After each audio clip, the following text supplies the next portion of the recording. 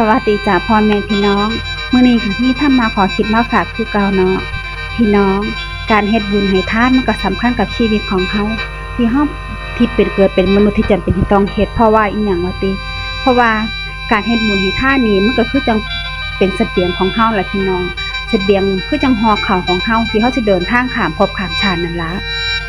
ภพภูมิข้างหน้าเฮาสิอดอยากบ่เฮาสิมีอยู่มีกินบ่เฮาก็เบิ่งในภพภูมิปัจจุบันนี่ล่ะว่าเฮาได้เฮ็ดได้สร้างอีหยังบ่เฮาเคยใส่บาตรเฮ็ดบุญให้ทานแน่บ่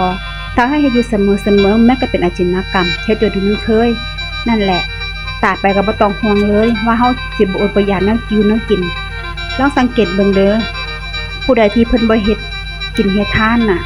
สิเฮ็ดบุญเฮ็ดทานนำพระเจ้าก็ยันแต่มันหมดมันเปลืองยันแต่ก็เสียดายอยู่หั่นล่ะชีวิตเพิ่นน่ะมันก็สิมีแต่ความแห้งแล้ง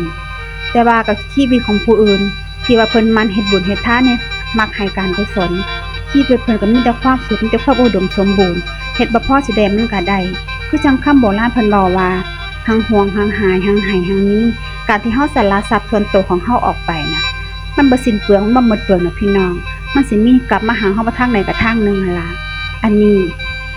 ตื่นกับตัวของเจ้าของเองก็เลยเอามาบอกสู่ฟังมันเป็นจังซั่นอีหลีพี่น้องชีวิตในโลกนั้นเฮาสิเป็นจังใดเฮาสามารถออกแบบได้ในโลกปัจจุบันนี้ละตอนที่เฮายังมีชีวิตอยู่นี่เฮาอยากกินอีหยังเฮาก็เฮ็ดไว้โลดเฮาบ่ต้องท่าว่าตอนตายแล้วเพื่อสิอุทิศส่วนกุศลให้เฮาดอกเฮาบ่ต้องง้อลูกหลานแล้วบ่ต้องง้อญาติพี่น้องแล้วเฮาเฮ็ดของเฮาไว้เองโลดตอนที่เฮายังมีชีวิตอยู่นี่เนาะพี่น้องเนาะ